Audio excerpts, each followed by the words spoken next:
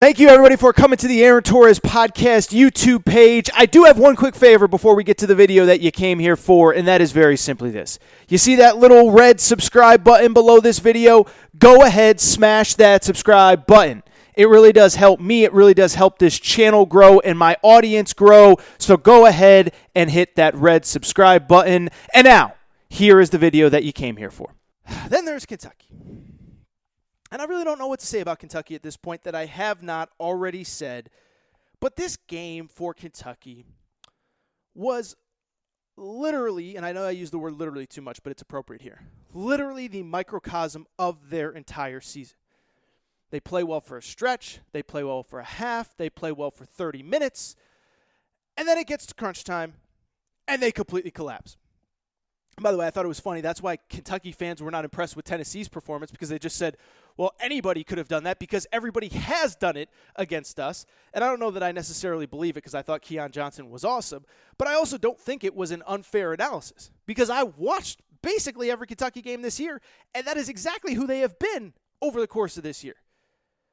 Get up early, sometimes lead at halftime, sometimes come out of the half playing really well, sometimes come out playing sloppy, but at some point there is going to be an 8-minute stretch, and that's a long time. That's a quarter of a basketball game, a quarter of a college basketball game. An 8-minute stretch where you don't make plays, where you dribble the ball off your foot, where you make a bad pass, where you turn the ball over, and all of a sudden a 6-point lead becomes a 4-point deficit in 2 minutes. John Calipari calls a timeout, pulls his 7 masks down, gets mad, yells, screams, and ball game over. It happened dating back to the Kansas game early in the season. It happened against North Carolina.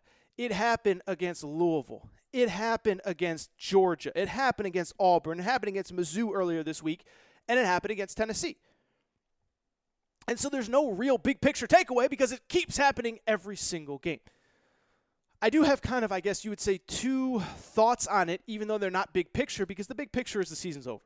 And I hate to say it, and I hate to be rude, and it's so disappointing because I love the passion of the Kentucky fan base, but they know, many of you are Kentucky fans know, the season's over. There's no reason, there is not 1 ounce of reason to think that this season can be salvaged, because if Kentucky does not blow people out, they are not winning a game that can be decided by a couple plays in the final 5 or 6 minutes of the game. It's just not happening. So with it, 2 quick thoughts on Kentucky. I think the first one, I'm kind of tired of blaming John Calipari. And I have been more critical of John Calipari over the last 2 months than I have in the last decade. And if you want to blame him for the roster construction of this team, then I can't blame you for that. We know what their limitations are. They don't have a guard that can beat you off the dribble and make plays for others. They don't have enough three-point shooting. They're big guys. None of them can shoot. None of them can space the floor.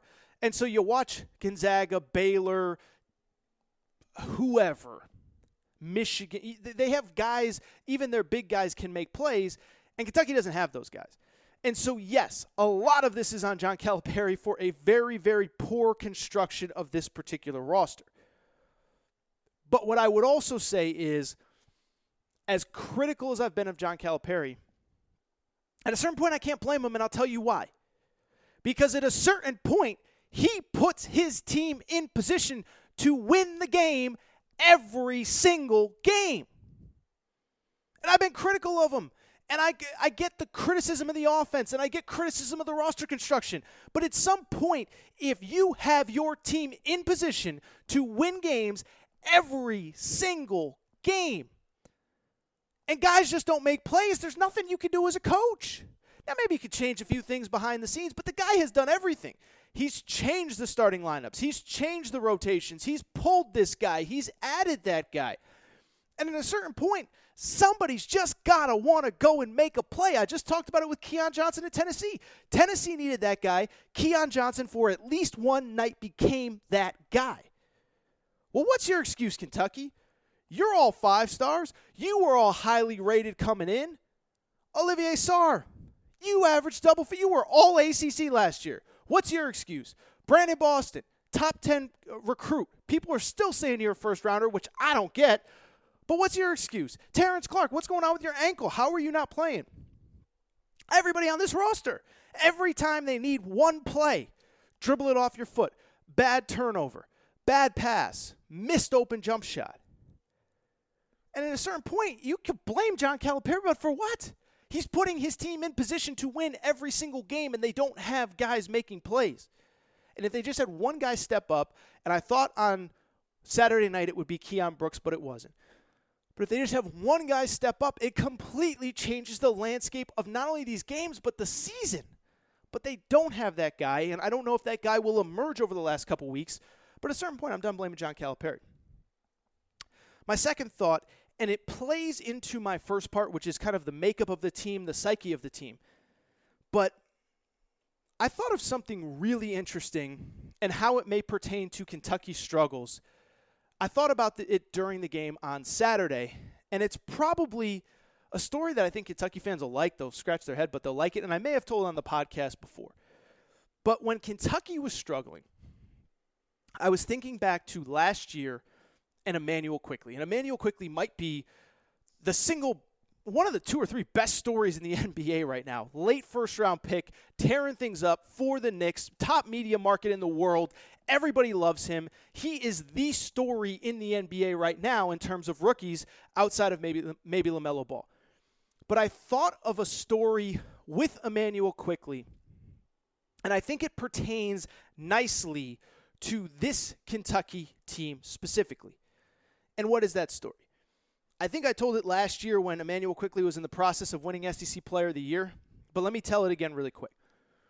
Immanuel Quickley, for people who don't know, 5-star McDonald's All-American from Baltimore, but really struggled his freshman year. And I had somebody close to the Kentucky program last year tell me this story, and I loved it, so I'm going to share it here. But they told me his first year, he was kind of in awe. He kind of walked in, and he saw the banners, and he saw John Calipari, the guy that he sees on TV, and he'd do the stuff that all of Kentucky's guys are doing right now, dribble it off his foot, whatever. But if you remember back to the 2019 NCAA tournament with P.J. Washington, Tyler Hero, Keldon Johnson, Immanuel Quickley didn't play. A year later, he was the SEC Player of the Year. And so what changed? Well, first of all, Immanuel Quickley has an above-reproach work ethic. Like, calling it elite would be underselling it. I've told the story, but there were people that visited Kentucky in the fall, got to know some of the players. Oh, E.J. Montgomery is great. Ashton Hagens is great. Oh, but I didn't really get to know Immanuel Quickley because I never saw him because he was in the facility the entire time. And then when he was done working out, he was getting treatment, he was watching film. One was his incredible work ethic. But 2, there was an attitude shift. And this is why it's important for Kentucky's fans, and Kentucky's current team, and let me finish up the story by saying this. I mentioned that first year. Timid, anxious, Calipari gets on him, and he sees that Hall of Famer from TV, and he doesn't know what to do. And year 2, he just came in saying, this is my year. I don't give an F.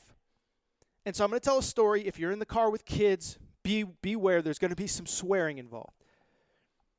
But Calipari one day in practice is riding him, and he's riding him, and he's riding him, and he's riding him. This is a true story. I was told it by multiple people. I know for a fact it happened. Calipari's riding him, he's riding him, he's riding him. And finally, this is early in the season when he's not playing well, when nobody thinks, forget being a first-round pick. They think he's going to be back in Kentucky for his junior year. Calipari's riding him, he's riding him, he's riding him. And quickly turns around and goes, yo, shut the fuck up. And excuse my language, and I'm sorry that I just said it like that. But he either said, shut the F up, or F you, or I effing got this, or calm the F down, I'm in control now. Basically, it was Immanuel Quickley's I'm the captain now moment. And I think a lot of you listening would think of that as a negative. You'd be like, oh my God, he swore at the coach. But everybody said that moment changed the entire season for Kentucky, and it changed the entire season for Immanuel Quickley. And the reason that it changed the season is because of this. Is because of the fact that was the moment that John Calipari knew. He said, this kid, I can't break this kid. I've been riding him and riding him and riding him and pushing him, and finally he snapped back, and finally he's not scared of me. And if he's not scared of me, he's not going to be afraid to go into Florida and hit big shots. He's not going to be afraid to go into Arkansas and hit big shots. He's not going to be afraid to go to Tennessee and hit big shots. He's not going to be afraid to go to the SEC tournament and hit big shots. And sure enough, he ended up as the SEC Player of the Year. And again, it sounds bad, but it was a great moment because it was like, I got this. I'm not taking this crap anymore. I'm in control. And I think about that story with this Kentucky team. I don't think they have a guy on this roster that has that mindset. And it's not an F you, I'm a jerk mindset. It's a F you, I got this, get off my behind, I'm taking over now. And when I think about that moment that Calipari pushed him so hard that he finally snapped, who on this roster has that mindset? Because Olivier Sarr doesn't. I know that for a fact. Terrence Clark doesn't. He can't even get on the court. BJ Boston, I don't think he does. Maybe like a Keon Brooks or Davion Mintz, but are they good enough to take that mindset and transition it to positive on the court? I don't know. And so I think when Kentucky has been at its best, and the reason they start so slow is because some of these guys, it takes them time to get that F you, Coach Cal, I got this mindset. But when they get it, it's game over. It was game over for Emmanuel Quickley. It was game over for Tyler Hero. It was game over for Tyler Ulis. It was game over for whoever. I don't know who else from throughout the time at Kentucky. But those are the kind of guys that thrive.